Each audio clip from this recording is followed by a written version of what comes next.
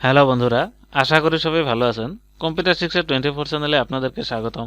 আজকের ভিডিওতে আমি আলোচনা করব মাইক্রোসফট এক্সেলে কিভাবে আমরা একটি কলম ইনসার্ট করতে পারি এবং একটি র ইনসার্ট করতে পারি ওইটা নিয়ে।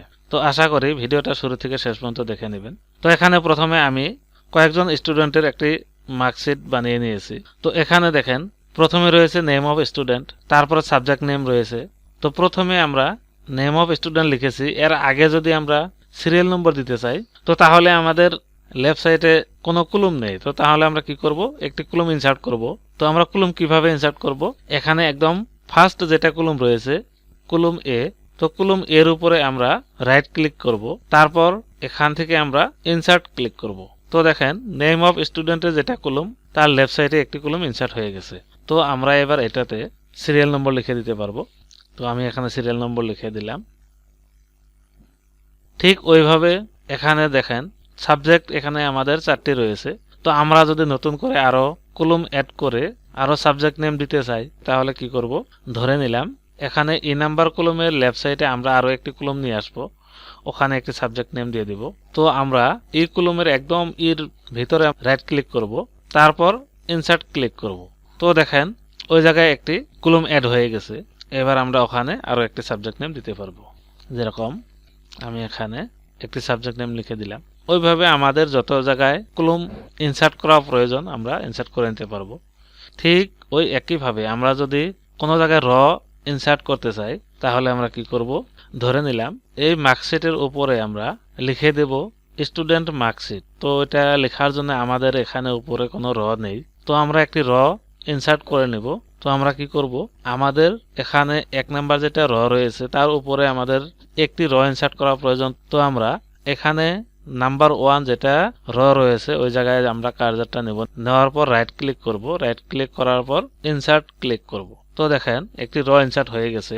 এবার আমরা এই রটিতে আমাদের যা লেখার প্রয়োজন আমরা লিখে নিতে পারবো। তারপর যদি আমরা আরো কোনো জায়গায় আমরা র ইনসার্ট করতে চাই তো এখানে আমি প্রথমে সিরিয়াল নাম্বারটা ফিল আপ করে নেব। তো সিরিয়াল নাম্বার লেখার ক্ষেত্রে আমরা কি করব, প্রথমে দুটো লিখে নিব, লেখার পর এই দুটো আমরা একবারে সিলেক্ট করব। সিলেক্ট করার পর আমরা এই সিলেক্টের একদম রাইট সাইড নিচের এই কর্নারে যাব, যাওয়ার পর একটি কালো রঙের প্লাস চিহ্ন চলে আসবে, তখন আমরা ক্লিক করে ধরে এভাবে টেনে যাব। তো আমাদের যত দূর সিরিয়াল নম্বর দেওয়ার প্রয়োজন এইভাবে আমরা দিতে পারবো।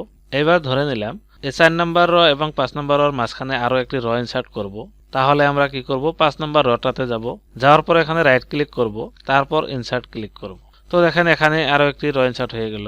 তো এইভাবে আমাদের যত জায়গায় প্রয়োজন আমরা র ইনসার্ট করে নিতে পারি এবং কলম ইনসার্ট করে নিতে পারি। তারপর যদি আমাদের কোনো কলম ডিলিট করতে হয় বা কোনো র ডিলিট করার প্রয়োজন হয় তাহলে আমরা কিভাবে করব, ধরে নিলাম এখানে যেটি র আমরা ইনসার্ট করলাম 5 নাম্বার রটা, তো আমরা ওইটা ডিলিট করব। তো এখানে 5 নাম্বার রতে যাব, যাওয়ার পর রাইট ক্লিক করব, তারপর এখান থেকে ডিলিট ক্লিক করব। তো দেখেন ওই রটি ডিলিট হয়ে গেছে।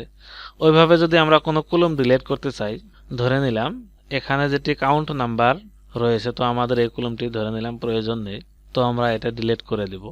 তো এটা কলম নাম্বার আমাদের রয়েছে এল, তো আমরা এল এর ভিতর রাইট ক্লিক করব, তারপর এখানে ডিলিট অপশনে আমরা ক্লিক করব। তো দেখেন ওই কলমটি ডিলিট হয়ে গেছে।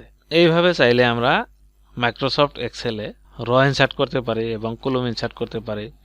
তারপর আমরা র এবং কলম ওগুলো ডিলিটও করতে পারি। তো আশা করি মাইক্রোসফট এক্সেলে কিভাবে র এবং কলম ইনসার্ট করা যায়, তারপর কোনো কলম বা কোনো র কিভাবে ডিলিট করা যায়, এই কাজগুলো বুঝতে পারছেন। আজকের টপিকসের আলোচনা এতটুকুই। আশা করি ভিডিওটা ভালো লেগেছে। তো ভিডিওটা ভালো লাগলে লাইক করবেন, কমেন্ট করে মতামত জানাবেন, বন্ধুদের সাথে শেয়ার করবেন এবং পরবর্তী এই ধরনের কম্পিউটার রিলেটেড টিউটোরিয়াল পাওয়ার জন্য চ্যানেলটি অবশ্যই সাবস্ক্রাইব করে নেবেন আর পাশে থাকা বেল বাটনটি প্রেস করে ওখানে অল প্রেস করে রাখবেন পরবর্তী ভিডিওর নোটিফিকেশন সবার আগে পাওয়ার জন্য। Thank you.